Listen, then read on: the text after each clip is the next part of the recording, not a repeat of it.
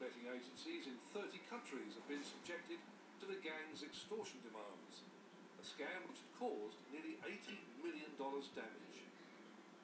These organised crime groups are very sophisticated, they're very organised, but more importantly, they're very greedy.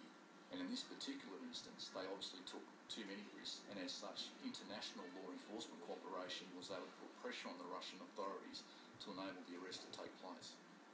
The Russian extortionists got 8 years jail. It was a notable victory for the police, but only one. Too often it's a game of being able to watch, but not touch. Since 2004, we've seen an increase in the sophistication, and these criminals are actually a lot better than what they were in 2004. One other thing they're able to do now they weren't as good at back then is the anonymous nature of the attack now makes it more difficult for law enforcement to track these people down. So just how did the Russians take out multibet? Well, their weapon of choice was the botnet. Quick guide to scary internet stuff and how to be safe. Number 2. Botnets, or attack of the zombie computers. Of all the scary internet stuff, botnets are some of the scariest. Bots are web robots that sneak into computers, the weak and protected ones, and turn them into zombies. Zombie computers turn other computers into more zombies, till in the end there's a zombie computer army. And who controls the botnet? The botmaster. The Russians were the botmasters of the Alice Springs attack. Now, if all that seems rather fanciful, think again. It's estimated that 1 in 6 computers in Australia is or has been a zombie computer, part of a botnet. It gets worse. There are thousands of botnets out there in cyberspace, all full of malware. Well, if you think back to the beginnings of the history of viruses on PCs, it took about 6 or 7 years for the first 1,000 viruses to appear. We're now receiving about 40,000 malware samples per day. Sophos, an internet security company, maintains one of its 4 international research hubs in Sydney. What its IT experts are seeing in the new generation of malware that sits inside botnets is alarming. A lot of malware, once it's on your computer and running with high privilege, deliberately goes out and turns off other security software you may have. So the problem is that once you're infected with something, it's almost the case that all security vents are off. And that means that if you get infected with today's malware and it turns what's left of your antivirus off, then that means the floodgates are now wide open. So that's the real problem to me with bots, the number of sort of poor unfortunate individuals who just don't realise that they're actually doing the dirty work of some cyber criminal. The Queensland Police Fraud and Corporate Crime Group specialises in tracking botnets. They have penetrated the cyber criminal underworld. What we do have is a covert presence in black market web portals, we call them, or underground forums, and essentially they're virtual private networks set up by the crooks to openly trade in their illicit commodities. And when we obtained access to one of these sites, we were quite stunned initially what we saw. Every day, Detective Senior Constable Brendan Reid logs on to the criminal forum, where crooks openly trade their ill-gotten gains. I'll take it that they don't know that you are the Queensland Police Service. No, they have no idea who we are. Right now, he's watching in real time a cyber criminal trying to buy a botnet, similar to the device used to take out the multibet site in Alice Springs.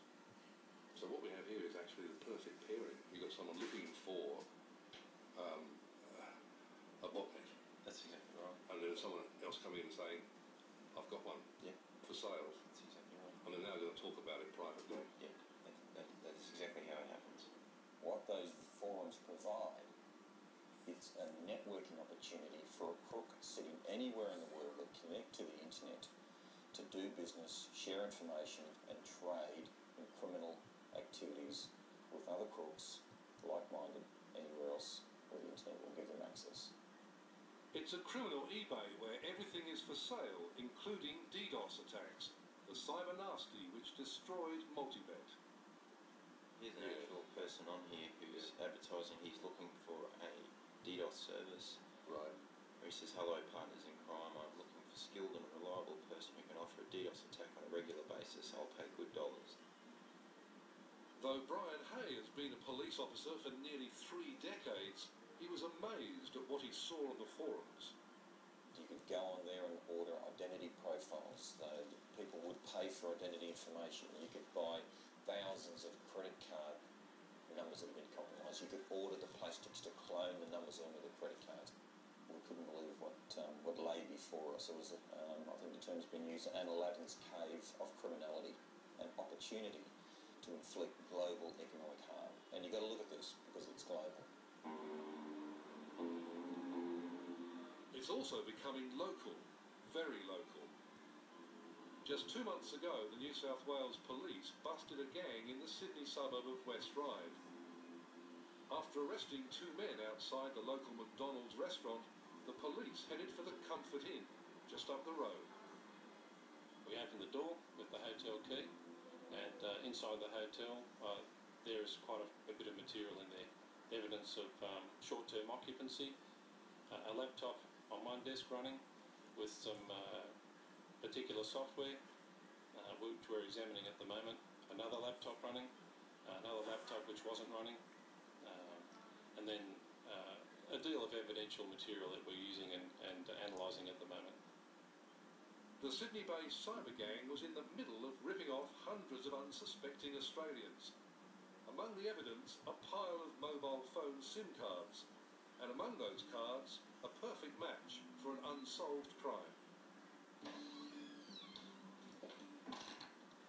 In Brisbane, Dimitri Villianos was having trouble. His credit card was running up bills for things he hadn't bought. The bank called me to say that they believed that there were a number of transactions which were atypical for me, and they just wanted to check if they were mine. I was able to verify that they weren't. We decided then that we would close that account, so that card, and reissue a new one so that we'd make that particular card inoperable. The next day, the mobile phone went dead. Yes, look, I've just come home and I've found that my mobile phone, which I've been using all day, has suddenly got limited service on it. He rang Telstra. They told him he'd switched carriers. It was news to him. I rang Telstra and was unable to convince the person at the other end of the line from Telstra that I hadn't transported my number to another carrier or ported my number to another carrier. He kept saying that I had to because the only way they could do that was if they had my identity, and I kept saying that this didn't happen. No, that's not correct. I did not port that number to another carrier. Dimitri Glianos hadn't ported the number over to another phone. The cyber gang operating from Sydney had. They were halfway through, totally taking over Dimitri's identity. In cyber jargon, Dimitri was about to be pwned. He had no idea. Well, I thought it was strange, but at that stage, I didn't really think too much about it because I was a bit concerned that it just could have been someone at Telstra had erred on the accounts. By the third day, the gang was heading in for the kill. They shut down Dimitri's access to the internet. I found a note left by my housemate saying that there was no access to the internet. I then rang Telstra because I had a Big Pond. I was with Big Pond. They confirmed that my account had been closed, and I tried to convince them that I didn't do this, and again at that stage there was no way in the world they would believe me